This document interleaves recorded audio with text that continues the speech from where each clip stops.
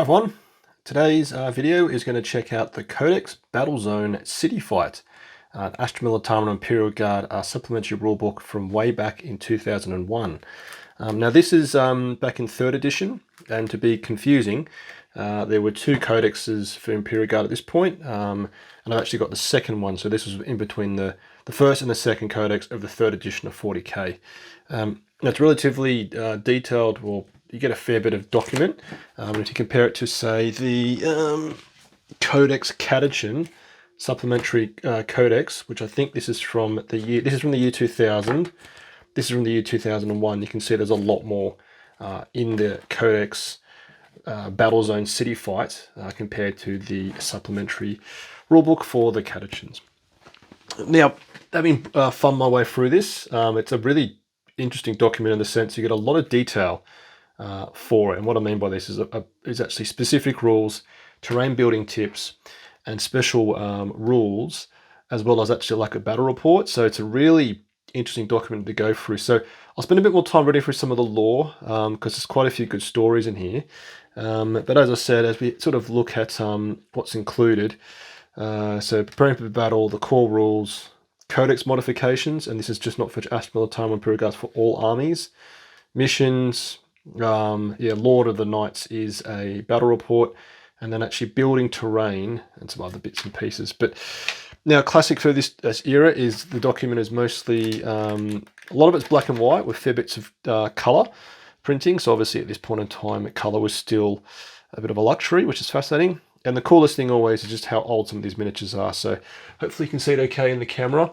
As we look at the Imperial Guardsmen here, these are some really old minis. They all seem to be metal, and even the Cow Space Marines look super duper old, obviously because it was 20-something years ago. So let's flick through. Now, as I read this, there's some nice summary here, and you can see that this is an era of big blocks of text, so a lot of detail. But okay, so using the rules in this book, you can fight from street to street, battle at close range with pistol and chainsword, lead a 4-line hope armed with plasma charge and scaling ladders, take part in a deadly tunnel fights, crush an armed rebellion, fight to the last man, or crush the defenders of a fortified enemy strong point.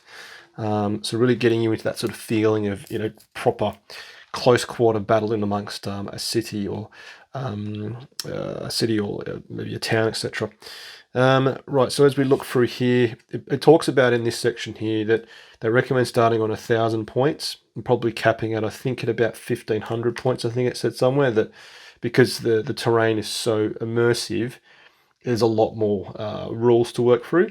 But like, there's a lot of stories that are put in as promised. Like some of this is really cool. So for another two bloody hours, the Cadians rampage through Building 235, fighting and killing with desperate savagery.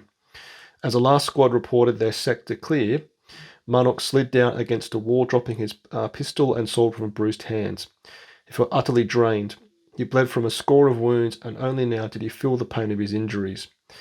The frenetic, heart-pounding danger of the battle was over, and a mix of emotions bubbled up with him: hate, fear, elation, and sadness. Less than a quarter of the men had survived the assault, but Building 235 was theirs. Monarch just hoped it was worth it. He saw Bundenhall marching towards him, his eyes aflame, and Monarch knew that the lieutenant must have fresh orders for him. Monarch closed his eyes as he realised that his day's butchery was not yet over. So, having read this, some really nice it's getting you in that feeling of the horror of close quarter battle, fighting through the cities of the 41st millennium. But yeah, so this gives you a bit more detail how to get started. I think this is what actually says, 1,000 points, 1,500 points, and it says you're going to probably be doing 2,000 point games, like these huge tables. But actually gives you like an example of how it's set up, and I won't go through in too much detail, but actually steps you through like, each turn and what they're trying to achieve. And it's like this is a bit of a mix between how the game plays and a bit of storytelling, which is a bit strange. Having seen other ways they write rule books, but again, more story time. Okay, then you get into the actual rules, and it all really alludes to the terrain type. So they talk about streets and buildings, relatively straightforward. Solid building models. Okay, that affects how you interact with the terrain. Okay, models moving in a unit, entering, moving through buildings, and then it also talks about how things like bikes, cavalry, jump packs, and there's things like skimmers mentioned as well, but how they have to basically take difficult tests, or some of them obviously ignore certain things. So cavalry, same as infantry can't enter buildings, obviously. Jetpacks and jump packs can ignore buildings or rebels as they move. Jetpacks can hover over buildings in the same manner as a skimmer, but not enter buildings. Models with jump packs can enter a building using the infantry rules, or can jump onto a flat roof or exposed gantry if a building has one. Models may not use jump packs once they're inside a building. Okay, that makes all complete sense. It also talks about how you basically embark into a ladder. So I think it says here you have to be within 2 inches of the lift door or ladder. And basically once you're there, you do your 6-inch move in the next turn, and then you sort of pop out 2 inches outside of the ladder exit point of the lift. So that's interesting. Yeah, okay, let's talk about line of sight. I think it's relatively straightforward, and there's a bit more detail in a moment about cover saves. But the thing that sort of stood out to me was, and I could be getting this wrong because I never played this edition. If you did, please tell me. But they talk about direct fire blast and ordnance weapons. Now, this was an edition of blast templates and flamer templates. So there is a change to this. And what I'll do is I'll flick to the back of the book, which actually gives you a nice summary of all of the malarkey that I'm about to explain quite poorly. But where is it? So you can see here. So shooting phase, blast, ordnance, and template weapons. So ordnance weapons can hit D6 models.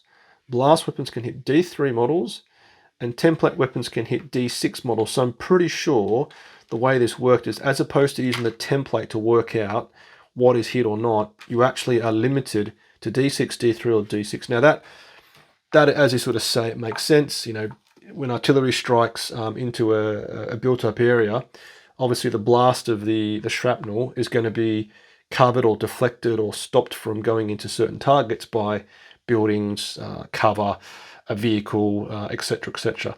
Versus if it's in a field with just say, grass and maybe some trees, where the shrapnel just goes wherever it wants.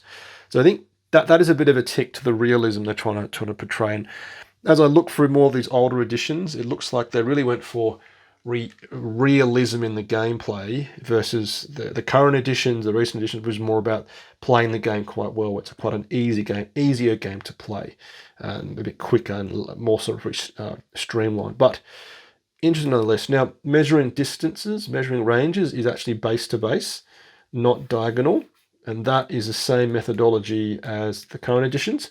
So interesting they call that out there. What's next? Okay, cover. So yeah, here we go. Cover saves. Models and buildings gain a 4+ save. Models and base contact with a wreck, rubble pile, or similar cover gain a 5+ cover save. Now, I can't remember, but I think the idea of saves is a bit different how it works. But again, if you play this edition, let me know. But obviously, it's talking to the fact that different types of cover give you different benefits. You got lightly constructed buildings and heavily constructed buildings. You get ordnance weapons. Okay, geez, there's a lot. Yeah, you can see there's a lot to consider here. Now, this is interesting. Height advantage. So I think basically it talks to here. I think it talks about how when you're firing down, it has advantage. So the advantages, let's apply the height. They ignore buildings which are more than 8 inches high than themselves for line of sight purposes, unless the model they are trying to see is within 8 inches of the building in question and on the other side of it. Cover saves against their firing are reduced by -1. So the idea that plunging fire, which is a new rule for 10th edition, where if you fire from more than, I think it's 8 inches actually, I can't remember what, 6, down towards like you'd increased AP. It's basically the same thing here, where basically the target has an armor save reduction, -1. Yeah, and then units with height advantage may attack vehicles on their top armor, treat as rear, and reroll a failed attempt to penetrate against open-top vehicles. Okay, now in this edition they had armor facing values, so the front was more tougher than the back, and actually it sort of talks about top armor as well. Okay, so alright, so they're saying top armor is basically rear armor, which is interesting because I don't think actually there was top armor in this edition, but the idea that the guys shooting down have got an advantage, basically hitting the top of the vehicle, which typically is not as well armored as the top. as the front or the sides. And it also says open top vehicles, you re-roll failed attempt to penetrate. Now, open topped would be things like the Basilisk, for example, where obviously it's exposed, the crew's exposed. Okay, this rule doesn't apply to dreadnoughts or walkers, as they're not open topped, and does not apply to any vehicle more than 18 inches away from the attacker. Super interesting. Now, also it says siege tanks, so Vindicator and Demolisher siege tanks are constructed in the field and the way, blah, blah. They're there for, okay. For this reason, their armor is enhanced to give them added protection. When a Vindicator or Dreadnought or Demolisher is being fired at from above, hits are resolved against their side armor instead of their rear armor. Okay. Oof. So Vindicator and Demolisher siege tank, they basically have a bit of protection from this top attack with dudes in buildings shooting down the streets where the vehicle's moving through. So very immersive, a lot going on. And as I said, there's a lot to get to, and yeah, I'm not going to go through all of it. But specific rules about launching an assault and close combat. Now, having eyeballed this loosely, very loosely, it doesn't feel that different to the way the game is played today. I think overall, structurally, it makes the same sense. I think it gives a bit of detail about how close you can beat at each other, how close you have to beat at each other to actually get into melee. Assault results. I'm not going to go. This is just there's a lot here, isn't there? Right. Okay, morale. So units ignore the normal restrictions on regrouping in a city fight. Units can regroup even if there's an enemy within 6 inches. Okay, so maybe it sort of shows the idea that guys could be behind a piece of a bit of wall, enemies within 6 inches, but because they can't see them physically or they can't hear them because the wall's so thick, you can still try and regroup as far as morale is concerned. Talks about vehicles having a bit of a tougher time. The difficult terrain test must be taken. For example, talks about dreadnoughts, skimmers, and wrecked vehicles. Okay, this is interesting. So a vehicle can try to push past a vehicle wreck. Oh, wow. So I think in this edition, and if you're a veteran from this day, please tell me, when a vehicle died or was destroyed, it stayed in place as a piece of terrain, which is uber cool. So, okay, a vehicle can only push past a wreck with a lower frontal value than its own. Otherwise, the wreck is an impassable obstacle. Vehicles with a dozer blade can push aside other vehicles whose frontal armor is equal or lower than its own. For example, a Rhino with front armor 11 can push past a wrecked Viper or war buggy, front armor 10, but will be blocked by another Rhino. Wow, interesting. Okay. Wow, this is really, showing how much there was to work through. So this basically tells you how your relevant army is actually affected. And that's really interesting in the sense that this is actually, whilst I call it as an Imperial Guard focused document, it basically allows everyone to play. And that makes sense, as I say, so that if you play Tyranids, they've got specific rules which benefit or make it harder for them. For example, it says, Genestealers electors, especially stealthy, they may therefore use subterranean movement whether it is normally allowed in the mission being played or not, for example. As we flick over, one that stood out to me, I believe, was, we'll look at Imperial Guard, but basically says here, so heavy weapon squads can be split into groups of 2-man teams. Makes perfect sense. And also, infantry squads and stormtroopers not mounted in chimeras can be split into 5 teams of 5. And that calls out the fire team of 5, which doesn't have the sergeant, has a -1 modifier to morale tests. So again, making perfect sense. Heavy weapon teams can be broken up into 2-man teams. Infantry squads are broken down to 5-man teams. But I'll try to give some other love to some of these. I think it was, Chaos Space Marines. Get the ability to upgrade their tanks to carry siege armor. That's also mentioned for Guard. They get siege armor. Okay. The Nurgle Psychic Power Stream of Corruption counts as a template weapon, as does the Selesh Doom Siren. Okay. And then Eldar. So Wraith Lords, although not vehicles per se, count as walkers for the purpose of entering buildings. Okay. Now Craftful. But look, fundamentally, it gives you a lot of extra detail and flavour when you took a particular army into a city fight. Oh man, there's just so much. All right, now mission special rules. So in some missions, there's need for extra rules to cover unusual circumstance. Blah blah blah. So deep strike, no change. Defense, hidden setup, no change. Infiltrators.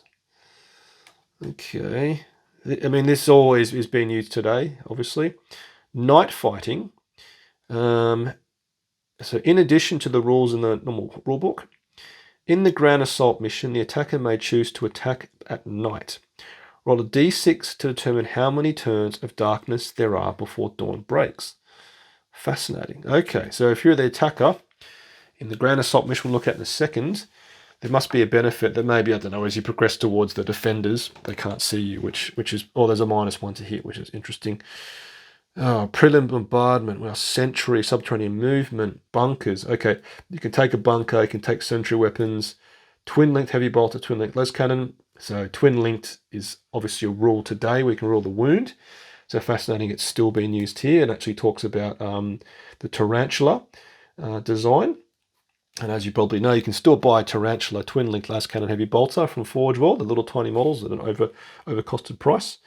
Razor wire, tank traps, mixed obstacles, fortifications, fortified buildings, additional hidden setup marker, booby trap buildings. Wow, so you could, I mean, yeah, this is really when, when you can buy the Agius defense line, yeah, for what is it, like 145 points now, or like 35 pounds, probably 50 pounds.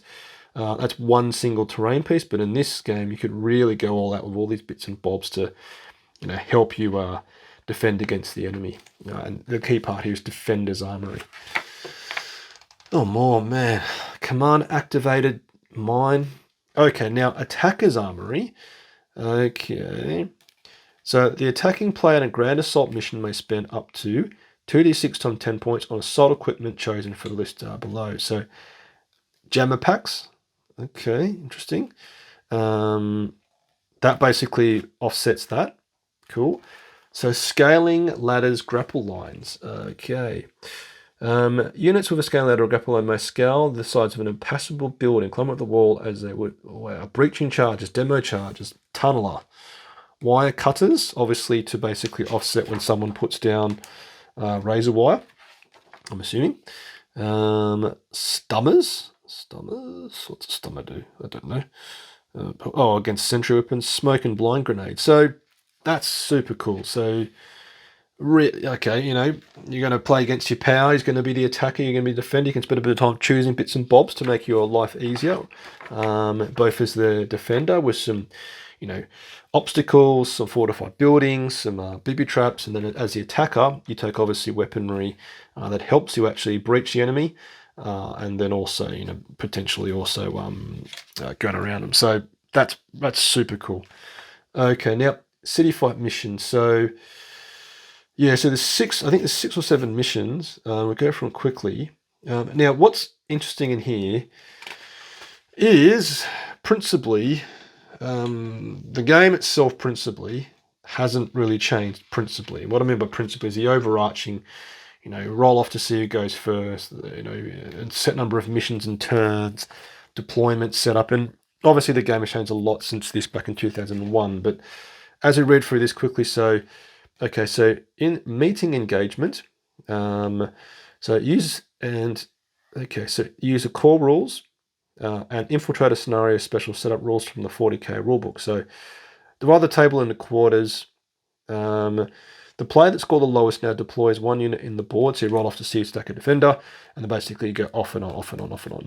No difference there. Now, what is interesting is it says they must deploy their units as heavy support first by troops, elites, headquarters, and finally fast attack units.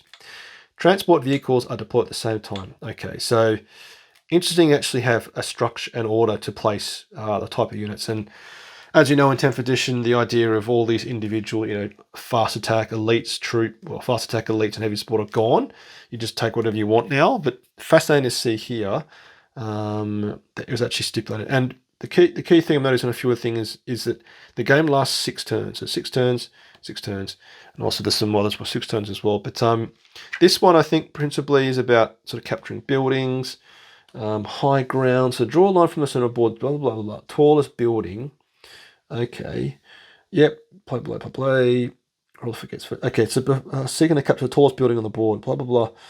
If only one player's model is in that building in the game, they control it and they win the game. Wow. So you're fighting for the hill basically. That's cool. Okay. Let's skip to some different ones now. There are some. So this is 6 turns. The game lasts for a variable number of turns until the attacker captures the building, whichever comes first. Okay. Yeah, variable number.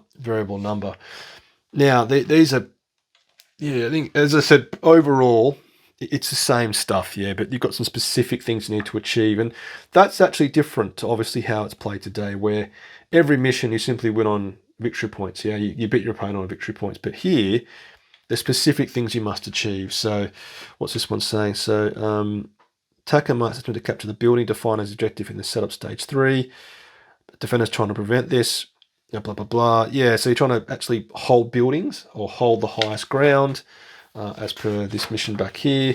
But very clear. So each player, yeah, so you have to hold parts of the board, which is you know a fairly big change to how it is today, obviously. And then the Grand Assault Mission. Right, so I guess this is after many games of bashing you and your mate armies together. Right, so the attacker's deployment is on the defender. Now, okay, so the way they win this mission is blah blah blah. So at the beginning of the game, all buildings in the defender's deployment zone are controlled by the defender, and to win the game, the attacker must control every building. If the attacker does not control all buildings in the game, the defender wins. Okay, so I wonder if there's any benefit from being the attacker, because that's probably quite a tall order actually. Because there's there's only 12 inches between attacker and defender, so you'd probably be there quite quickly. But let's have a look. See if reserves, deep strike, defense, hidden setup, night fighting, attacker's option.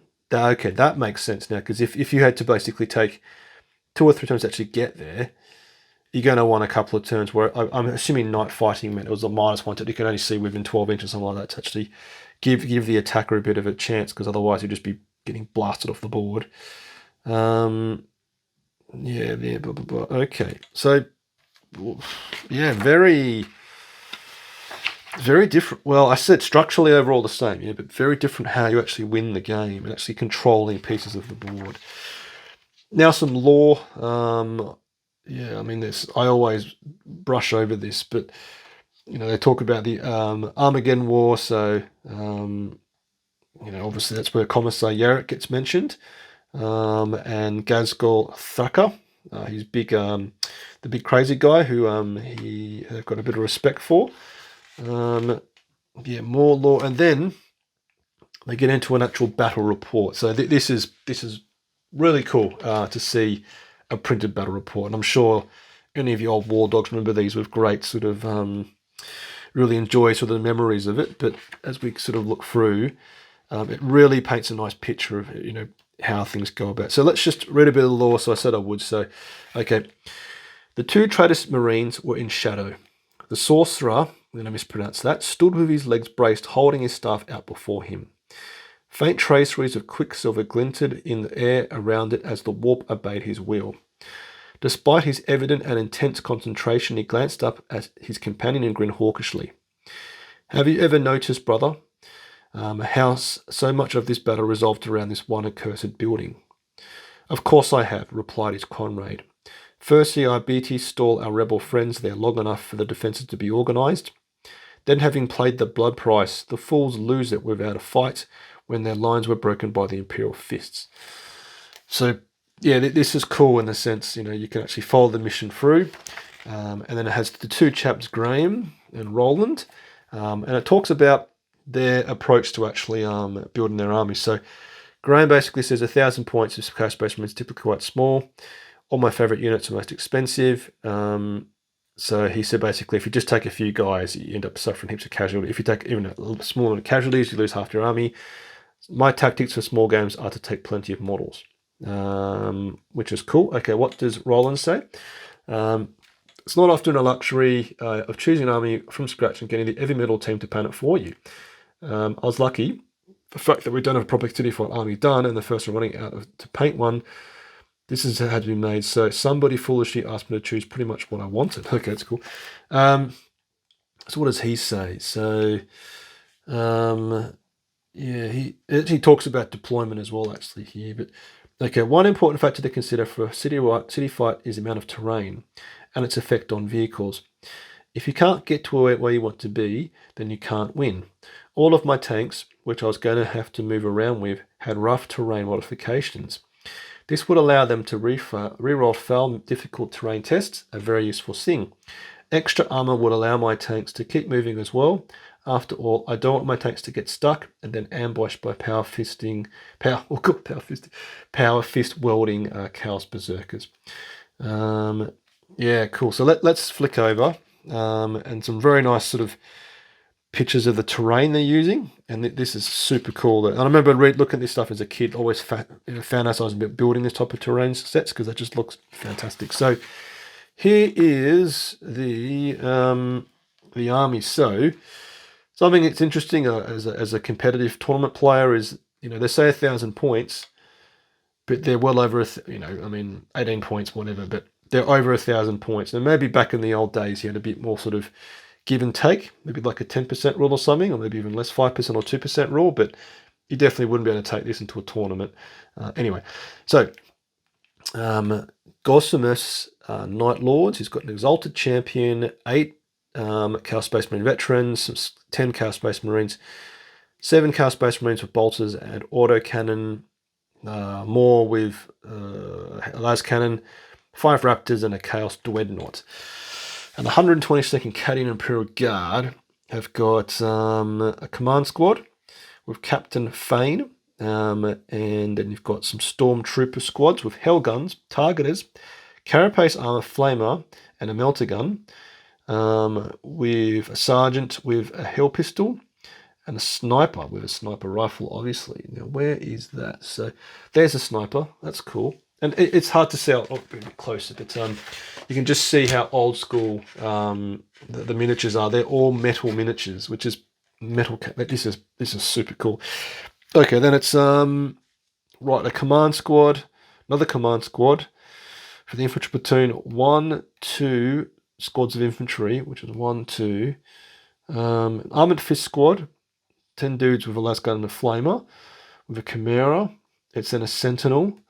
Hellhound with Inferno Cannon, extra armor, a dozer bladed smoke launchers, a Griffin with heavy mortar and whole mounted heavy bolter, which is there, and a Demolisher with extra armor, dozer blades, and a smoke launcher. And as it says here, you can actually split the squads into groups of 5 to represent the fire team element of working closer terrain. So, right, so yeah, you can see here. It really gets back to the old school with these sort of overhead views. And I personally, if I had the time to read for this, would be a lot to sort of help me understand how the game plays out. Because I personally find video battle reports quite hard to follow unless they're got the overhead view. But you can see here they sort of bunch up into one building with a vehicle over here, and then basically all this sort of stuff that's been sort of happening. So it looks like a squad's taken some casualties.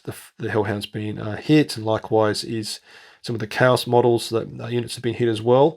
But you can see this really immersive because this obviously this picture here is taken here. That's really cool. Okay, now so the Chaos Lord's got first turn. The Cadian goes second. What does it say? The wave of Cadian infantry split swept impressively from the ruins. The ancient flag unfurled. In the vanguard, the platoon command squad's melter guns immobilized the Chaos Dreadnought. The first, second squad, the Demolisher and the Griffins all fired on the rapidly closing squad Goffle, but only the Griffin found the range, killing 3. The Hellhound rattled around the corner, returning the Raptor's flame attack with far more potent one of its own. The Raptor's power armor saved them from the worst, although one still fell, and the remainder had no choice but to fall back before the furnace heat of the Inferno Cannon. Okay, so there's the Hellhound tearing up or flaming some of the Raptors. Now, I mean, this is great. I mean, just as I've written for it properly, but Okay, you can see that they've gone all in. They've basically squashed one set of Chaos Space Marines. Okay, here's the Hellhound, which is here. And it looks like the Hellhound's been kaput. Yeah, okay, the Hellhound beneath them, penetrating hit, saw the tank erupt into flames. Whoop, whoop. All right, so they've blasted that. It's blown up. There's that destroyed thing there. And then, okay, here is where, right, so he's just basically pinned this squad of Night Lord Space Marines with a Dreadnought being nearby, just pinned him. And you can see that here. Now, interestingly, you can see that somehow they've taken crap loads of casualties as they've been sort of, chopped up here. But what does it say? So, yeah, Demolisher Cannon gets in the mix, basically blocks them from falling back, potentially. Blah, blah, blah, blah, blah. One by one the Night Lords fell, but though they died to a man, they fought back desperately, slaying several Cadians. Groff himself fell with a Cadian next door in the grip of his power fist. The Cadians consulted towards the President House, wiped their bayonets, and checked their clips. The advance was back on again. Okay, so looking quite good for the Cadians at this point. Now, Chaos Lord turn 3. Let's have a look here. What's happening? So, Hellhound's dead. Looks like the Raptors have got in the mix, chopping some dudes up, which makes sense, and they've fallen back. And then you've got a single dude here. The Griffin's blown up as well. So the Griffin went kaput. But the Demolisher, the Sentinel, and the infantry element still in the fight. And you can see here, they're quite good here. They give you like extra rules. So regrouping, buildings, close combat, difficult ground, vantage points. Sort of tying in sort of obviously a bit of lore, telling the story, explaining what happened both visually from top down and also with some pretty pictures. And of course, explaining it to you here with some additional rules. So basically, I think the Cadians get their ass handed to them, as I read to the back of this before. But again, beautiful photos showing what's going on. You can see the vantage point these guys have got up here. Where are they? So they're there. Maybe they're up. Yeah, they're up here. Now, where's this guy? The Dreadnoughts. The Dreadnought's there. That makes sense. Okay, so that's a view of over here. And why is the Chimera just hanging out back there, I wonder? So it's just stuck. Where are they? Anyway, so let's go forward. And yeah, so I think after all this, it basically shows how the Cadians get massacred. They get butchered down to a man, where it's like a last stand with Lord Gosmarth, his last stand gets chopped to bits by the Chaos Warlord. And you can sort of see here a bit more lore as well as I explain the story. Right, it's also got a post-action report, basically getting the 2 chaps to talk about how they went. Where basically Graham, the Chaos Space Marine player, suddenly basically wiped out the forces of the enemies of man down to a single man. And poor Roland, the Imperial Guard player, says, which fool let me choose this army? It was obviously broken and cursed with bad luck. I lost the dice roll for choosing sides for deployment and going first. Well, at least I was consistent. I think things went wrong somewhere between when I moved my army forward and Graham destroying it to a man. In summary, ouch. This must be the shortest battle report conclusion ever. But basically, I think he talks about how it definitely calls out, says, the Demolisher siege tank accounted for only one Chaos scumbag. The missile launcher squad was just as incompetent, and whilst the Griffin suffered the attention of Graham's all-conquering Chaos Lord, a special mention goes to the Regent of Dark, who counted for virtually half my army. Damn you. Okay, cool. So the Chaos Lord butchered everybody. But obviously, quite a thorough defeat for the poor old Astra Militarum command at this point, but obviously all good banter for the 2 chaps. All right, now this is really nice to see. It is basically giving you terrain tutorials how to build stuff. So, I mean, this is amazing. They actually give you all the bits and bobs you want to take. And I think the interesting thing is your hot wire cutter, as you could buy from Citadel, super good PVA, hot glue gun, clippers, modeling saw. Now, this is nothing new, yeah. We all know how to do a lot of this stuff, but I think it's really nicely spelled out that, if you're getting into sort of building your terrain, if you're going to have basically metal and wire, what pieces of kit you're going to use to basically have influence and actually being effective in dealing with metal or wire versus polystyrene versus balsa wood, because not all of us are experience when it comes to modeling miniatures as everyone else. But going through this, again, I used to love all this stuff as a kid, looking at how they built this, and I used to go and get my own bits of styrofoam and sort of chop it up and try and make, these ruins they've got set up here. And this is really cool. I'll get closer. Is it's got some Morty and Iron Guard, some old school dudes, which is absolutely cool. This is really obviously showing how old this publication is. A Genitorium, Hab Block, that's cool. Some Valhallans moving through some ruins, or some, whatever you call that. Again, okay. You can buy some GW terrain. I remember this actually. That came from, that looks like some, Necromunda bulkheads. Yeah, okay. So you can get some pre-purpose built stuff. But again, I just love all this. This type of thing was my dream to build this, actually, this type of thing. Very immersive terrain pieces. Okay, now it talks about sort of, planning it all out. I mean, this is just so cool. Imagine planning across this type of thing. All this really immersive detail. That's cool. And our BT's prescient for the local police force, aka our BTs.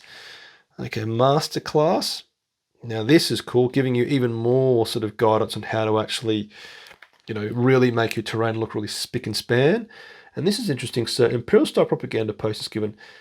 These are available for downloading from the Games Workshop website. Or you can try drawing and paint. Wow. Okay, so you could get those from the GW website and then probably get a color printer, cut them out and stick them on like little bits of propaganda. That's so cool. So cool. Okay, what's this now? Bullet casings, road signs. Well, building entrance is an example of benefit keeping a close eye on what you throw out. The entire door is made from a child's door house. If you aren't fortunate enough to have this sort of stuff in your junk box, then the basic shape can be cut out of card. The whole building is made from foam board, and cardboard has been used to create a fascia to stop it appearing too featureless. Wow, but even as I look at this, I'm getting inspired by just looking at this type of thing. The textile effect, the tile effect, is easily obtained by using a textured plastic card. This is available in many patterns and only needs to be stuck to foam board and dry bust. Yeah, this is great. I'm really enjoying this. Okay, putting it all together. So, obviously going back to the battle report with the ill-fated 122nd Cadians get massacred by the Chaos Space Marines. But wow, this is okay. So sort of showing you a bit more inspiration. Obviously, this is just a sort of a feature piece, but Orc War taking on some Blood Angels by looks of things with some Imperial Guard pushing forward. And again, look at these. So look at that White Scars bike with what do you call the sidecar? That's cool. But you still got this today, don't you? But it's just you don't see them much anymore because they're crap. But yeah, okay, more pretty pictures. And now campaign, aka Crusade. Now I never played Crusades, but I think it's really cool to see that even all these years ago, you could play Crusade format or campaigns. And then, we're getting towards the end, but some more lore, some lovely stories to read through. Talking about, okay, so if you want to play, if you're an Eldar player or an Orc player, you can build your own terrain as well. Gives you a bit of inspiration for doing that. But again, nothing's really sticking out here. So hive cities, feral worlds, demon cities, fortified cities, and the type of terrain you'd build if you were that sort of player. Now, a bit more lore. God, there's a lot in here. This feels to be less on rules and more about sort of lore and hobby aspects, which is very nice. And then these blokes here, I don't know all their names obviously, but sort of giving a bit of a feel. Now there's a designer's note that's popping up a lot in recent editions of 40k. With these guys just trying to explain what's going on. Less of the fancy talk in the rule set, but more just sort of generally. And then as I sort of this is the summary of everything. So how movement's affected by working in City Fight, the shooting phase, the assault phase. Now let's read this quickly. So to make an assault, at least one charging model must be within their assault range of a model in the target unit. Okay. Multiple enemy units can be contacted if they're in coherence with each other. Assaulting troops may come within 1 inch of the enemy and may move up their full assault distance. They must move closer to the enemy. In close combat, all models within 6 inches of the enemy may fight with a full number of attacks. Okay, now I don't obviously know how the assault phase, the melee phase was played, but that looks to be a bit different. And as I said, the morale as well.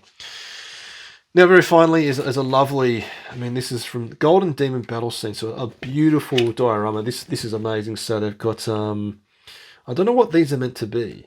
Are they meant to be, oh, what's the one that's been discontinued recently? But okay, so 2 Astra Militarum vehicles, possibly disabled, and some guys actually using them as cover. That is so cool. Some Armageddon Stormtroopers, Armageddon Troopers. And these are all casks you can still get around today, but these guys, being the crewmen, that is absolutely amazing. This is great. Oh, there's a dead dude. Wow, look at that. The dead crewman. Okay. But yeah, so City Fight, Codex Battle Zone City Fight, and I believe this was one of many. I think there were some other city fights or other battle zone styles you could do. So obviously, as I said, that the Catachan one, the Catachan supplementary codex actually had about sort of jungle fighting. Sort of, again, it gave you how to create the terrain, actually fight in the battlefield, so similar, and also some specific rules. But a very interesting sort of look back in the olden days. And again, I didn't play at this point. I think I'd probably just stopped collecting as a little kid. In the year 2000, I was 16 years old, and then got back into a couple of years ago. But yeah, really interesting. Hopefully you enjoyed it. And if you played again in this edition and you actually played City Fight, please tell me how you found it, what it was like to play, because I'd like to genuinely know, because this is so interesting. Definitely feels like this edition had a lot more rule depth. In fact, you could buy additional stuff, that'd be attacker defender, adds complexity, but sometimes complexity is fun. And then it's like in certain specific types of games, your army was affected by specific rules.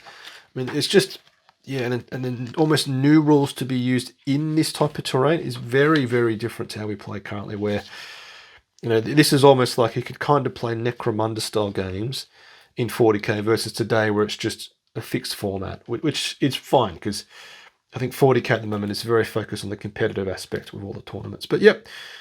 So yeah, I'll put a link here. I think that's where it comes up on the YouTube to other books I've reviewed. I've looked at some other Astra Militarum and Imperial Guard codexes. So if you enjoy this and want to look at that, check it out as well. But yep. So as I said, hopefully enjoyable. A bit of a blast from the past. And if you want to support me, you can do so with a like, comment, or by subscribing, joining my Patreon platoon, or simply watching any of my other YouTube videos. A massive thanks to my current supporters. So keep your bayonet sharp, lasgun oiled. Faith in the Emperor strong. Patreon platoon, sound off. Tank Commander Glenn. Tank Commander Watchdog Van Etten. Tank Commander Mitchell. Colour Sergeant DuPont. Sergeants Adal, the Colonel Merrill. Veteran Gibson, Hall, Lundeen.